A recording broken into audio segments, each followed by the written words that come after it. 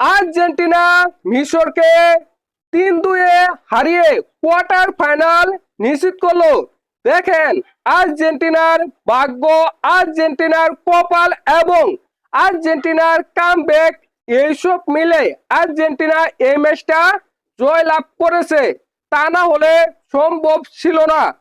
অনেকের মতে এই ম্যাচে রেফারি আর্জেন্টিনাকে জয় এনে দিয়েছে, তা না হলে আর্জেন্টিনা এই ম্যাচটা জয় লাভ করতে পারত না। সবকিছু নিয়ে আলোচনা করব। দেখেন মিশর আর্জেন্টিনাকে 15 মিনিট এবং 66 মিনিট দুইটি গোল করে ফেলে।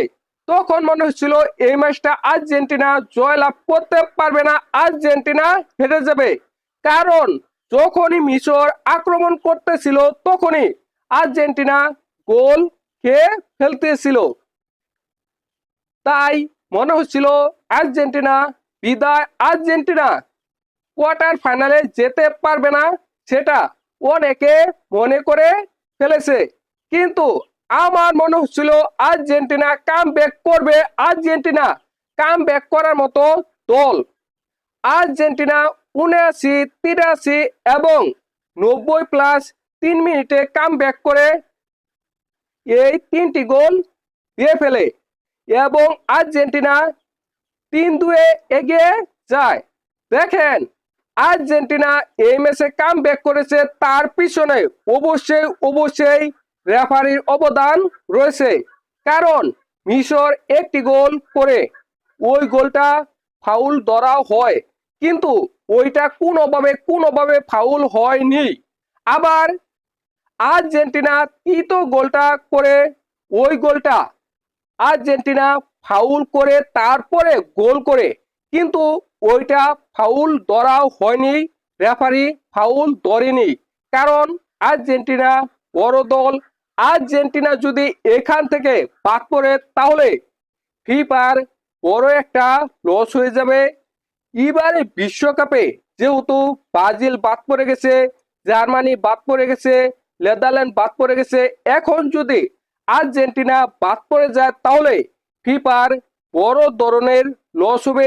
এই কারণে রেফারি আর্জেন্টিনার দিকে টেনেছে, আর্জেন্টিনাকে রেফারি জয়েন দিয়েছে, এটা নিঃসন্দেহে বলা যায়। দেখেন এই ম্যাচের পরিসংখ্যান, শট আর্জেন্টিনা 17টা করেছে, মিশর 5টা করেছে। লক্ষ্যে শট করেছে আর্জেন্টিনা 7টা, মিশর 2টা। বল দখল আর্জেন্টিনার 63%, মিশরের 37%। পাস আর্জেন্টিনা 600, মিশর 337টা।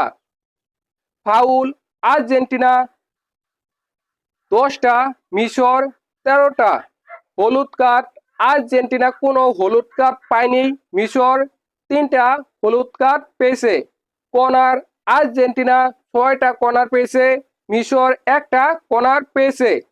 সব পরিসংখ্যানে বোঝা যাচ্ছে আর্জেন্টিনা ভালো খেলেছে, মিশর খারাপ খেলেছে। আসলেই পরিসংখ্যানে সবকিছু বলে না।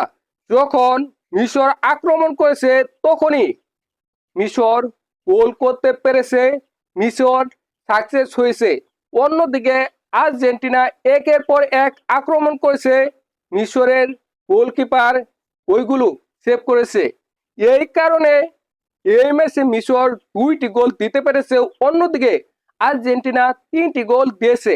দেখেন এই ম্যাচে যদি রেফারি আর্জেন্টিনা পক্ষে না থাকতো তাহলে এই ম্যাচটা আর্জেন্টিনা জয় লাভ করতে পারতো না, ইম্পসিবল, অসম্ভব, এটা নিশ্চিত করে বলা যায়। আর্জেন্টিনার কপালটা কত ভালো, যেখানে কলম্বিয়া কোয়ার্টার ফাইনালে যাওয়ার কথা ছিল, আর্জেন্টিনা এবং কলম্বিয়ার ম্যাচ হওয়ার কথা ছিল, তাহলে ওই ম্যাচটা কিছুটা হাড্ডাহাড্ডি হতো।